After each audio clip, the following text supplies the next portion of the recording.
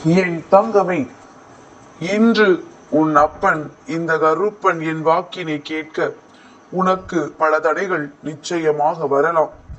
அத்தனை தடைகளையும் தாண்டி என் வாக்கினை நீ கேட்டு விட்டாயானால் இந்த கருப்பனின் அன்பு உனக்கு முழுமையாக கிடைத்து விட்டது என்று அர்த்தம். என் பிள்ளையே, உன் வாழ்க்கையில் இருக்கின்ற இந்த அர்த்தங்களை எல்லாம் புரிந்து கொண்டு இன்று உன் அப்பன் தருகின்ற இந்த வார்த்தைகளை செவி கொடுத்து கேள். நிச்சயமாக நான் ஒரு தகப்பனாக உன் மீது கொண்ட அன்பினை உணர்ந்து கொள்வாய்.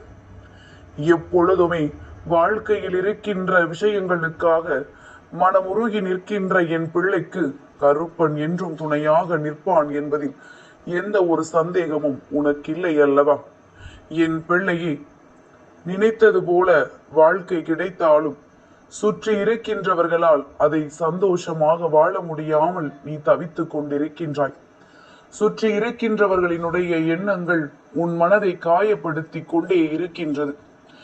அவர்களின் சந்தோஷம் அவர்களுக்கு வாழ்க்கையில் மட்டும் இருந்தால் போதும் என்று நினைக்கின்றார்கள்.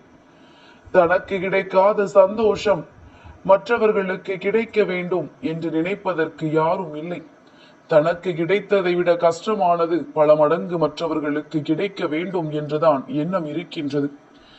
என் குழந்தையே, இன்று இந்த அப்பன் வாக்கினை கேட்க உனக்கு தடைகள் எதனால் வரும் என்று யோசிக்கின்றாய்? சற்று சிந்தித்து பார். ஏனென்றால் கருப்பன் வாக்கினை கேட்கின்ற பிள்ளைகளுக்கு நிச்சயமாக தெளிவு கிடைத்துவிடும். இந்த கருப்பன் என்னை தேடி வருகின்றவர்களுக்கு வாழ்க்கையில் நம்பிக்கை பிறந்துவிடும். தன்னை சுற்றி நடக்கின்ற அத்தனை விஷயங்களும் என்னவென்று தெரிய வந்துவிடும். உண்மைகளை உணர தொடங்குவார்கள். சுற்றி இருக்கின்றவர்களை கேள்வி கேட்க தொடங்குவார்கள். தவறு என்று தெரிந்தால் நியாயம் கேட்பார்கள். அதனால் இந்த கருப்பனின் வாக்கினை கேட்பதற்கு உனக்கு தடைகள் நிச்சயமாக வரும்.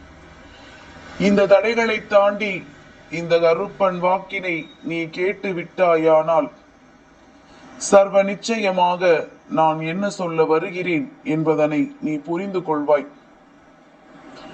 என் குழந்தையே, பொய்யும் புரட்டுமாக இருக்கின்றவர்களுக்கே இந்த காலம் நல்ல வாழ்க்கையை கொடுக்கும் பொழுது எப்பொழுதும் உண்மையாக இருக்கின்ற உனக்கு இந்த காலம் நல்ல வாழ்க்கையை கொடுத்து விடாதா? சற்று அமைதியாக இரு. கருப்பன் நடத்தி கொடுப்பேன். ஆரம்பத்தில் எப்பொழுதும் பிரளயம் வந்தது போலத்தான் இருக்கும். ஆனால் புயலுக்கு பின் வருகின்ற அமைதி போல உன்னுடைய வாழ்க்கையிலும் ஒரு அமைதி நிச்சயமாக இருக்கின்றது. புயல் அடித்து கொண்டிருக்கின்றது. ஓயும் நேரம் வரும் பொழுது நீ எதிர்பார்த்தது எல்லாம் உன்னை வந்து சேரும். என் பிள்ளையே, எப்பொழுதும் மற்றவர்களின் மனதினை காயப்படுத்துகின்றவர்களுக்கு சந்தோஷம் நிரந்தரம் கிடையாது. ஏதாவது ஒரு வகையில் அவர்களுக்கு அவர்கள் எதிர்பார்த்ததை விட கடுமையான விஷயங்கள் எல்லாம் ஒரு நாள் நடக்க தொடங்கும். அப்பொழுது தன்னை தானே உணர வேண்டிய தருணம் வரும்.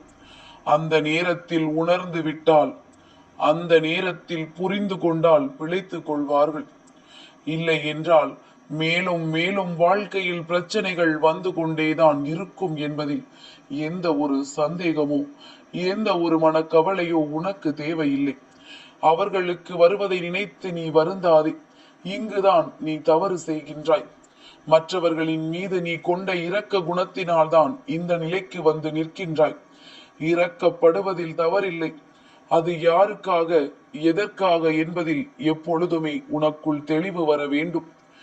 என் பிள்ளையே, உன்னை நம்பி உன்னை சுற்றி வந்து எப்பொழுதும் உனக்கு கஷ்டங்களை கொடுக்கின்றவர்கள் எந்த சூழ்நிலையிலும் உனக்காக எந்த ஒரு நல்லதையும் செய்ய போவது கிடையாது.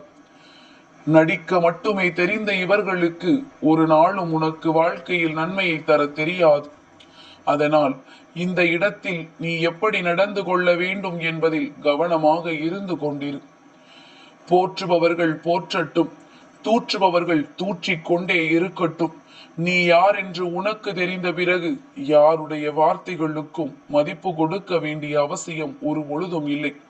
அவரவர் மரியாதையை அவரவர் வார்த்தைகள் அவர்களுக்கு காப்பாற்றி கொடுக்கும். வார்த்தைகளை தவறி விடுகின்றவர்களுக்கு மரியாதை இழந்து போகும் என்பது இன்றிருக்கின்ற சூழ்நிலையில் எல்லோரும் தெளிவாக கற்று தெரிந்திருக்கின்ற ஒரு பாடம். இதனை என் பிள்ளை தெளிவில் வைத்துக் கொண்டு யாருக்கும் எந்த விதத்திலும் மரியாதை கொடுக்க வேண்டும் என்பதனை புரிந்து கொண்டு அதற்கு ஏற்றது போல நீ நடந்து கொள்.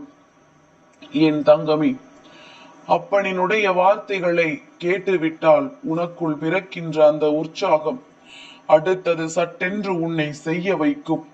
உனக்குள் இருக்கின்ற குழப்பங்களை அது உனக்கு தீர்த்து கொடுக்கும்.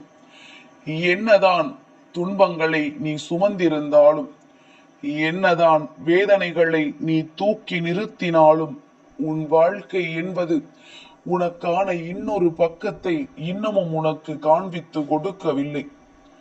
நீ நினைக்கலாம், அப்பா, ஒரு பக்கமே எனக்கு இத்தனை மோசமானதாக இருக்கின்றதே, இன்னொரு பக்கம் இதைவிட மோசமாக இருக்குமோ என்று. என் பிள்ளையே, வாழ்க்கையின் ஒரு பக்கம் கவலை என்றால் இன்னொரு பக்கம் சந்தோஷம்.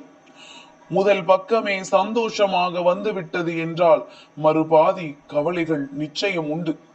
இரண்டையுமே சரியாக அனுபவிப்பதுதான் இந்த வாழ்க்கை.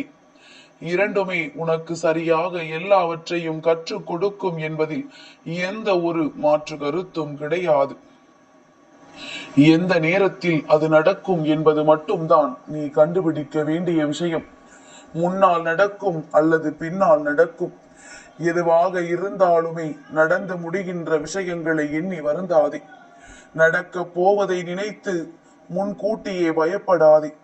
என்ன வந்தாலும் எது நடந்தாலும் அது உன்னை மேன்மைப்படுத்துமே தவிர ஒரு நாளும் உன்னை சிறுமைப்படுத்தாது என்பதனை புரிந்து கொள்.